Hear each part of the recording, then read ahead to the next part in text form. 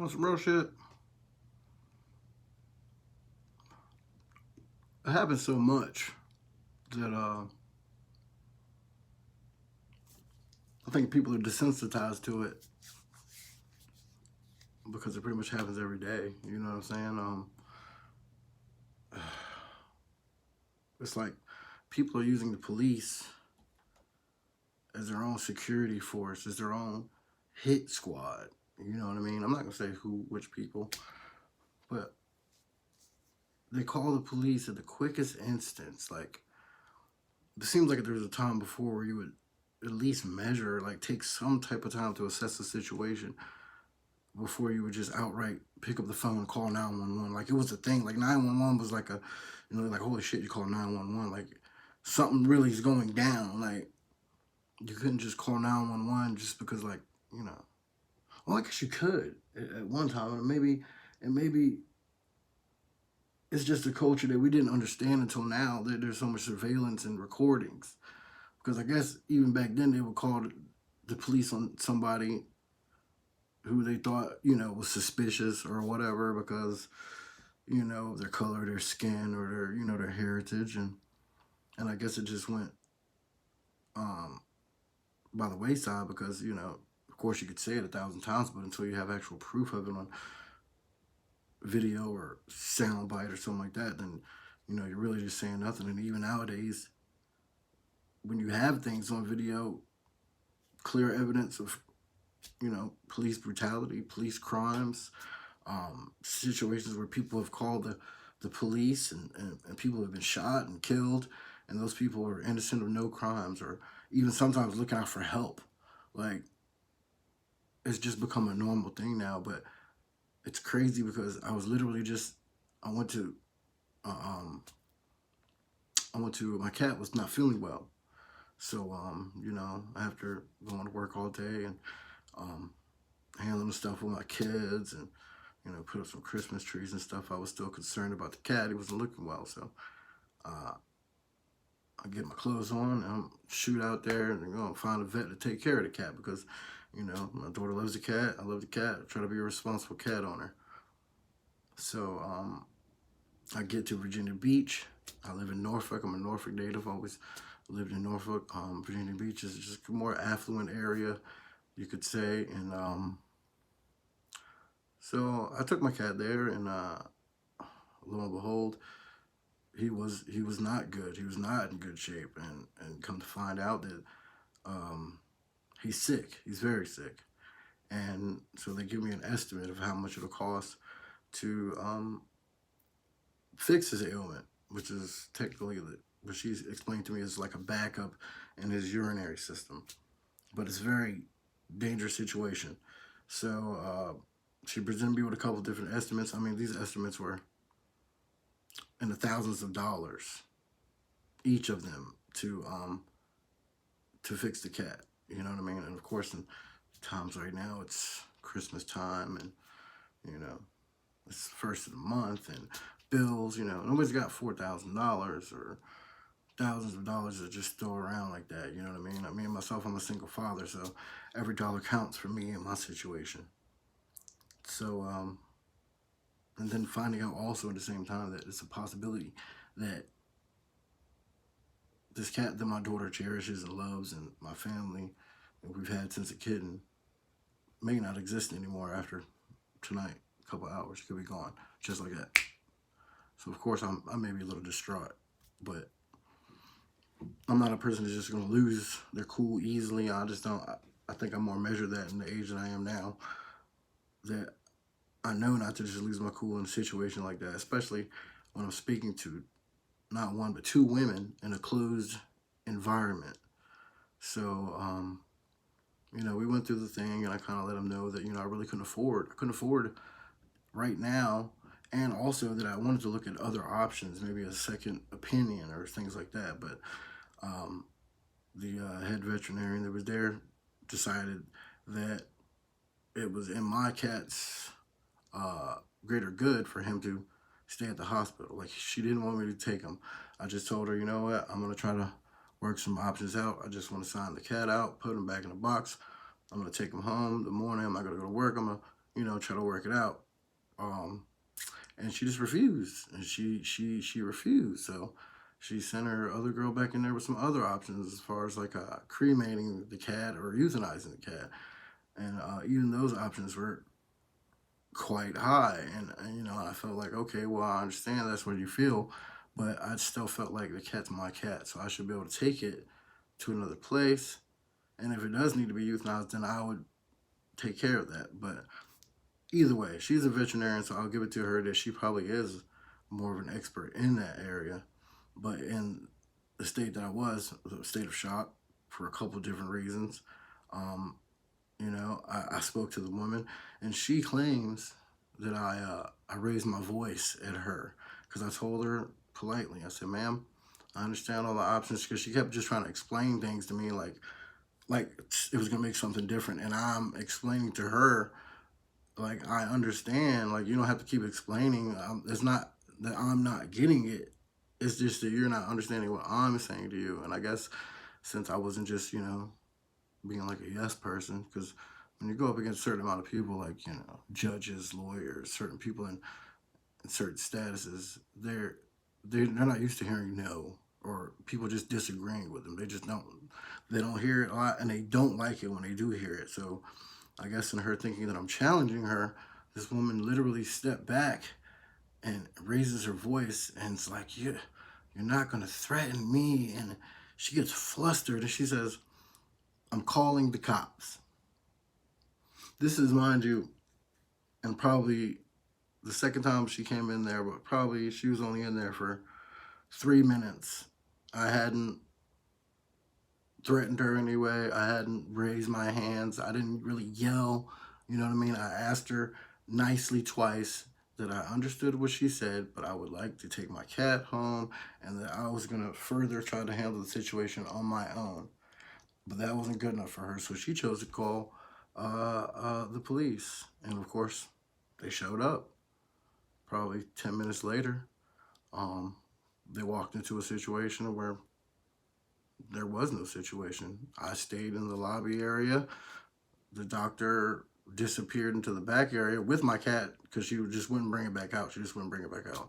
She just decided that it was her decision to run my decision making process when it comes to the cat. She knew better or whatever. So she just wasn't going to release that cat to me regardless. So she called in her boys, the hit squad, called that 911, hot, hot, hot. And they came running. One officer came. He came in. He strolled in. He just kind of looked around because it didn't even look like a situation where the cops should be there. There's an old woman in the lobby. She's watching the news. The lady at the desk clerk, she's filing papers and just kind of like running around cleaning. And he didn't even know where to go because the lady was in the back somewhere. So, the secretary finds like, oh yeah, she's in the back. He goes back, disappears, comes back. Oh, lady, she says that there was a situation, a provocation. Like I provoked her. You were like, I was being aggressive to her, which was easily shot down. I said, well, did you come in here? Did it seem like an aggressive situation was going on? Like, it's quiet as you can hear a pin drop in here. Nobody's being threatened. Nobody's being hurt. Nobody got hurt. Like, why? What are you doing here? And he's just kind of like looking dumbfounded. Well, I can't say if it's an altercation or not. I'm like, well, yeah, you can. Did I put some hands on her? Do you have somebody else in here that looks threatened or erratic? Because everybody else seems like they're just having normal behavior. Well, for some reason, this one doctor, even though there was 2 women in the room, and the other woman, she didn't seem flustered at all. She asked me for the box. Even after the lady left, I gave her the box and I told her thank you. She didn't seem flustered. Secretary didn't seem flustered. The old lady in the lobby, she didn't seem flustered. I wasn't flustered. So then, lo and behold, here we go. 2 more cops come. So now we're in a veterinarian hospital, okay? Veterinarian hospital, privately owned, mind you. We're dealing with 3 cops and me because this woman will not release my cat to me. And she felt like I, raised my voice at her. You know what I'm saying? You know what it really is? What it really makes me think about is the color purple situation. You know what I'm saying? When Oprah got all smacked up for opening her mouth, it's like, pow.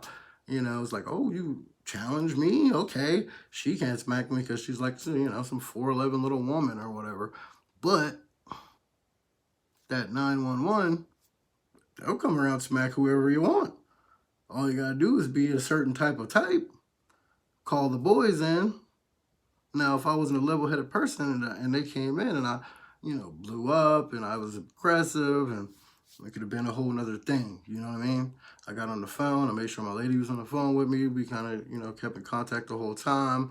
I stayed in camera range in the lobby after she left out. I didn't go into the closed areas anymore by myself because at that point, the crazy part about it is I felt threatened. Because now you got the boys coming. I don't have a weapon. I know they're coming. They got vests, they got guns, they got tasers, pepper spray. They got an arsenal coming for me. And not one, but two, but three police officers. I do have a video of it.